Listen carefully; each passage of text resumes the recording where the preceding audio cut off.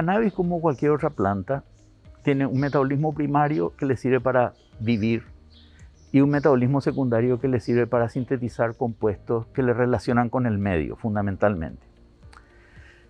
Esos metabolitos secundarios son reconocidos por unos receptores celulares que nosotros tenemos ampliamente distribuidos en el organismo. Y es un caso muy interesante porque primero se descubrieron los ligandos de estos receptores a nivel extracorporal, como son los cannabinoides, los llamados fitocannabinoides. Luego eso permitió reconocer los receptores y a partir de la clonación de los receptores se pudo identificar los primeros ligandos de esos receptores, que son los endocannabinoides. Primero se descubrió araquidonil etanolamida, anandamida, y posteriormente se descubrió 2-araquidonilglicerol, que es el más abundante de los endocannabinoides. Entonces, los cannabinoides vegetales, los fitocannabinoides de la planta, se ligan a esos receptores celulares. Receptores que se encuentran en la membrana, pero también se encuentran en otros organelos, como por ejemplo en la mitocondria. Y es a través de la unión de los cannabinoides a esos receptores es que se producen los efectos asignados a los cannabinoides.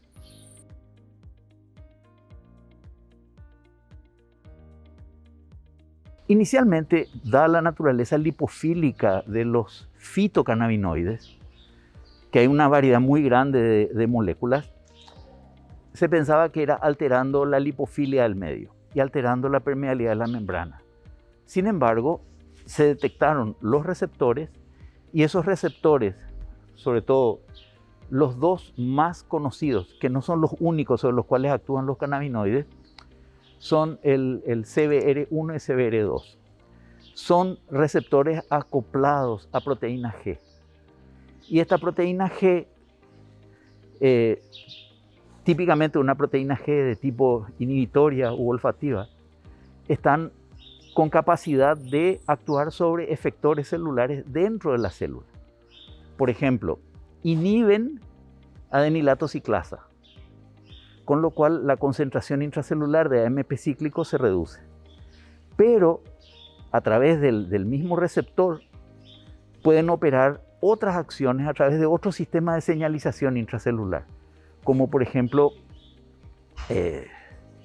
fosfatilinositol, trifosfato quinasa o AKT, que tienen que ver con la sobrevida o muerte celular, a través de la regulación de la expresión de proteínas.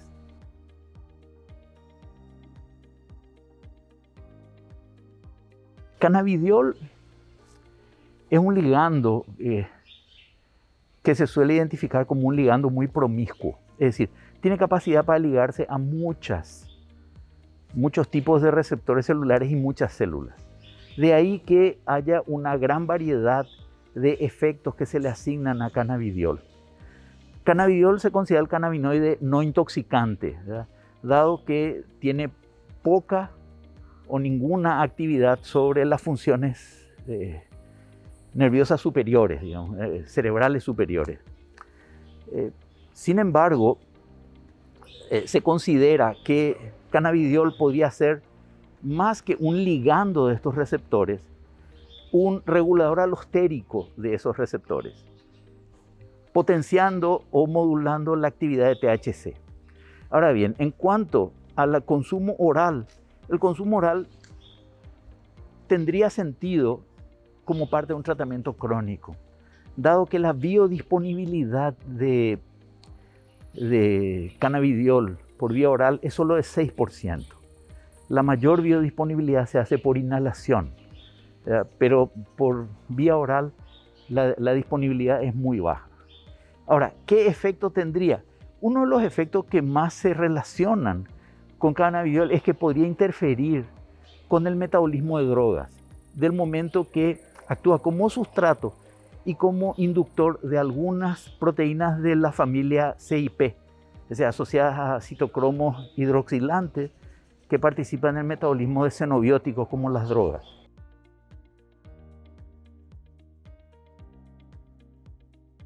definitivamente sí. Ocurre que los receptores sensibles a los cannabinoides están muy distribuidos, están a nivel cerebral, a nivel de los núcleos basales del cerebro, por ejemplo, hipotálamo, pero también en nervios periféricos, en músculo esquelético, en hígado, en piel, en tracto digestivo, en aparato reproductivo. Entonces, la lista de efectos que podrían asociarse al consumo de cannabis, sobre todo si este consumo es prolongado, es muy amplia. Por ejemplo, es un estimulante del apetito, es decir, actúa a nivel del hipotálamo, pero también actúa a nivel de la función endocrina del intestino, produciendo señales que tienen que ver con producir más sensación de deseo de comer, y también actuando sobre la regulación del balance calórico. A nivel hepático, por ejemplo, aumenta la resistencia a la insulina y podría producir un incremento o una estimulación de la fibrosis y la actividad sintética de ácidos grasos y lípidos a nivel del hígado, tendiendo a producir acumulación de lípido en el hígado. Se ha visto, por ejemplo, que reduce en lo que hace al aparato reproductor la cantidad y la movilidad de los espermatozoides. Se sabe que atraviesa la placenta y que podría llegar al feto.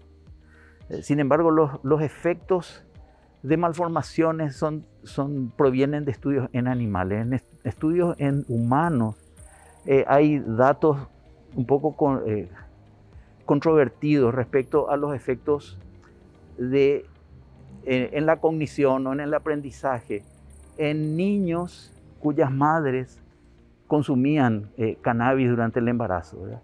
Y si bien hay algunos estudios que dicen que puede disminuir la memoria o las capacidades de razonamiento, lo que se ve sobre todo es dificultad en la atención, ¿verdad? Y en eso hay varios estudios que apoyan.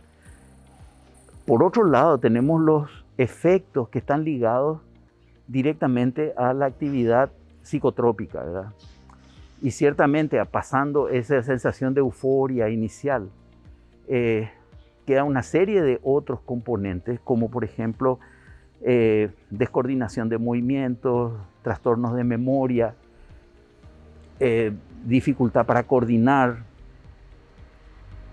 que pueden llevar a, por ejemplo, incapacidad para conducir. Además, se ha visto que en ciertas situaciones donde existe algún trastorno de base, puede ser complicado, ¿verdad? Como la esquizofrenia o la bipolaridad.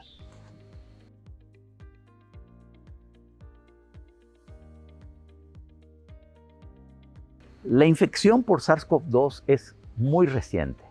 Entonces, de verdad, toda la humanidad está aprendiendo, estamos aprendiendo sobre este virus, sus consecuencias, su transmisión, sobre muchas cosas que absolutamente no se sabía.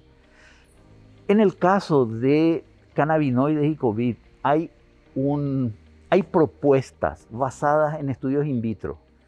Dado que uno de los sitios donde se expresan receptores para cannabinoides es el vaso y